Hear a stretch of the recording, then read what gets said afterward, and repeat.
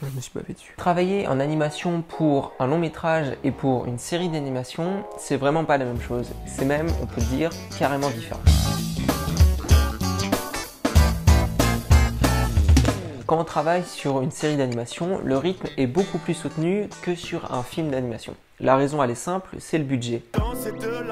En fait, un film d'animation va souvent avoir un budget beaucoup plus conséquent, beaucoup plus gros qu'une série d'animation. Pour diverses raisons, mais le résultat, c'est qu'avec un plus gros budget, un film d'animation peut se permettre des temps de production, donc des temps sur lesquels des gens vont travailler à la réalisation de ce film plus long, parce qu'il faut payer tous ces gens pendant une période plus longue, et aussi ils vont pouvoir avoir plus de personnel. En revanche, une série d'animation va avoir un budget beaucoup plus restreint, donc il va y avoir moins de gens à travailler à la production de cette série, et ils vont pouvoir payer ces gens moins longtemps. Donc c'est des productions qui vont être beaucoup plus courtes, et avec un personnel un peu plus réduit. Alors bien sûr, il y a des exceptions à ça. Il y a certaines séries d'animation qui ont un budget énorme et qui bénéficient même d'un budget plus gros que certains longs métrages. Mais en général, les longs métrages ont un budget plus conséquent. Donc les résultats, c'est qu'un animateur qui travaille sur un long métrage va avoir beaucoup de temps pour fignoler toutes ces animations. Donc le résultat final fera que les animations du long métrage vont être un peu plus travaillées, même beaucoup plus travaillées. Il va y avoir des détails dans l'animation, il va y avoir un contenu beaucoup plus intéressant. Alors qu'au contraire, l'animateur qui va travailler sur une série va devoir se battre contre le chrono parce que il va avoir que quelques semaines pour finir un épisode de sa série et ensuite passer à l'épisode suivant. Et en fait, il n'a pas le temps vraiment sur tous les shots, sur tous les plans qu'il a eu, de travailler toutes ces animations et d'en donner le meilleur de lui-même. Il va devoir vraiment sacrifier la qualité de ses animations pour pouvoir simplement tenir le rythme. Donc là, si tu souhaites devenir animateur 3D, tu dois être en train de te dire un truc comme Balek de la série, en fait je vais bosser que pour des longs métrages, tu as moins la pression du temps de production et en plus le résultat final est de meilleure qualité. Pourquoi j'irai sur de la série? Mais moi je vais te dire pourquoi. En fait c'est justement parce que les séries d'animation ont un rythme plus élevé que je pense que c'est plus intéressant d'y travailler. Quand tu travailles en série, pour la première fois quand tu es junior, ça peut être très frustrant. Parce que le rythme est tellement élevé que tu vas pas avoir le temps de fignoler, de finir toutes tes animations comme tu le souhaiterais, ou pire, tu n'auras pas le temps de finir toutes tes animations tout court. Et tu devras être aidé par un superviseur ou par un collègue. Ça peut arriver, ça arrive même souvent en fait. Mais c'est pas grave, en fait, ça va être vraiment formateur. Tu vas pas avoir le choix que de progresser. En fait, en ayant ce rythme-là, tu vas être confronté à tellement d'animations, tu vas animer tout le temps, et inconsciemment, en fait, tu vas apprendre à animer plus efficacement pour pouvoir finir tes shots à temps et après pouvoir travailler tes shots un peu plus chacun et les finir à temps.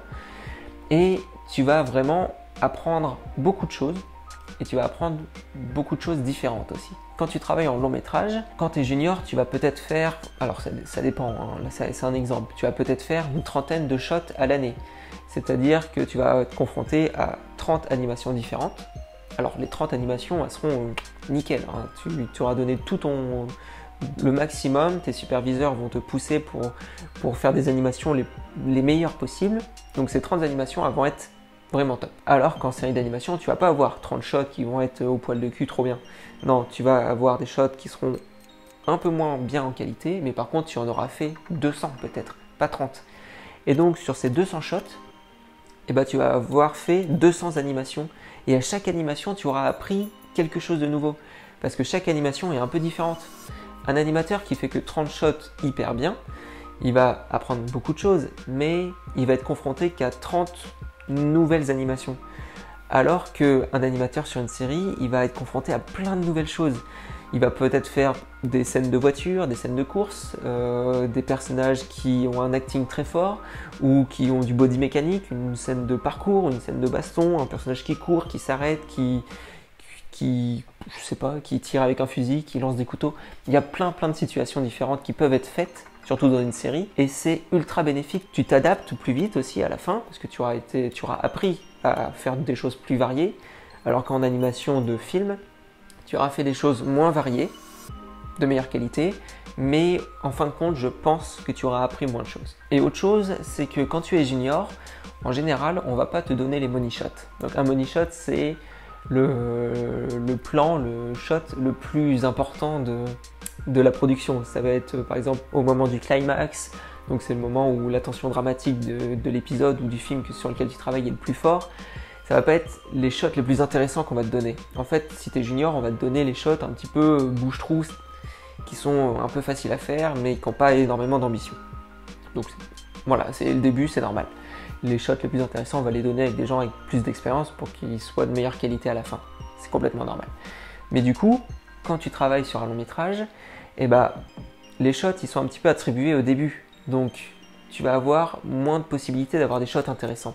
Alors que quand tu fais une série, les premiers épisodes que tu vas avoir, ça va pas être très intéressant, mais rapidement, on va te donner des shots de plus en plus intéressants si tu te débrouilles bien et si tu te débrouilles bien rapidement. Toutes les 3-4 semaines, quand il y a un nouvel épisode, du coup, il y a un nouveau, il y a une nouvelle répartition des shots qui vont être faits. Donc toutes les 3-4 semaines, c'est une nouvelle possibilité pour toi d'avoir des shots intéressants et des animations intéressantes à faire.